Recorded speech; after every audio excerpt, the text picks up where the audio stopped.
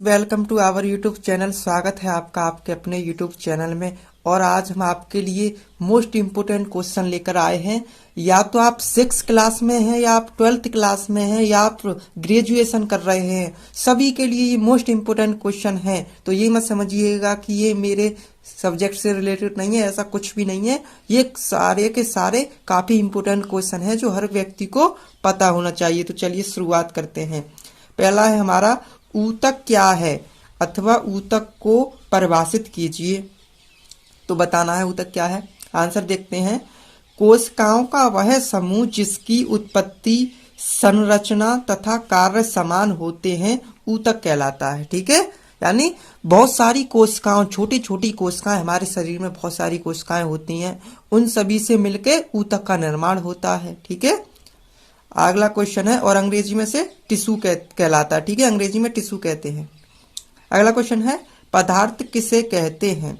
पदार्थ किसे कहते हैं। आंसर देखिए इसका, वे सभी वस्तुएं जो स्थान घेरती हैं तथा जिनमें द्रव्यमान होता है, पदार्थ कहलाती हैं। यानी जो वस्तु, जैसे मैं आपको दिखाऊं, जैसे ये मान लीजिए, चलिए इसमें ये स्थान भी घेर रहा है और इसमें द्रव्यमान भी है, यानी भार भी है, वेट भी है इसका, जितना भी हो। तो ये क्या है, ये एक पदार्थ हो गया। ठीक है, पदार्थ हो गया, ये पदार्थ हो गया। ठीक है, यानी इसमें द्रव्यमान भी है, भार यानी कि, और ये स्थान को भी घेर रहा। देखिए इसने कितना स्थान घेरा रखा हुआ है।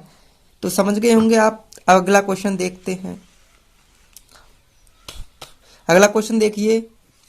अगला क्वेश्चन है, निम्नलिखित में से कौन से पदार्थ हैं।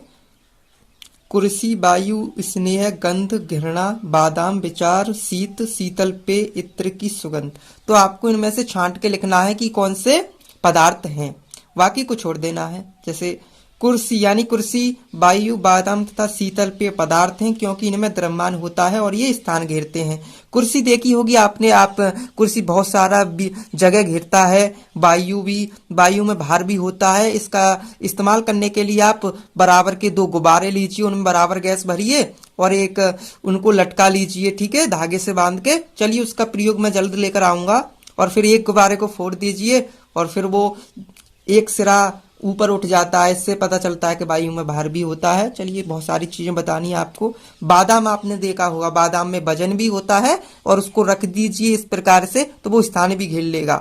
शीतल पेय तो ठंडे पेय पदार्थ पीने के, जैसे ड्रिंक वगैरह होते हैं, जैसे कोल्ड ड्रिंक वगैरह। तो ये सब क्या है, पदार्थ है। ठीक है, समझ गए होंगे इसके बारे में। अगला क्वेश्चन समझिए भाई आप, क्या है अगला। पंच तत्व किसे कहा जाता है। पंच तत्व किसे कहा जाता है। आंसर देखते हैं। भारत के प्राचीन दार्शनिकों ने पदार्थ को 5 मूल तत्वों, वायु, जल, पृथ्वी, अग्नि तथा आकाश में वर्गीकृत किया। इन मूल तत्वों को पंच तत्व कहते हैं।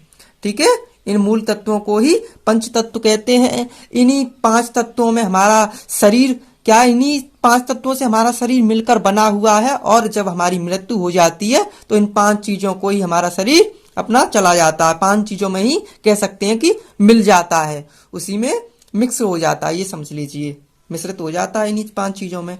अगला क्वेश्चन देखते हैं। अगला क्वेश्चन है, ये MCQ क्वेश्चन है, निम्न में से कौन सा एक भौतिक परिवर्तन नहीं है। कौन सा एक भौतिक परिवर्तन नहीं है, ये पूछा है इसने। तो देखिए, पहला है कागज का कुचलना, कागज का मुड़ना, कागज का जलना और कागज का फटना। ठीक है, तो इसमें आपको एक चीज क्या कॉमन नजर आ रही है।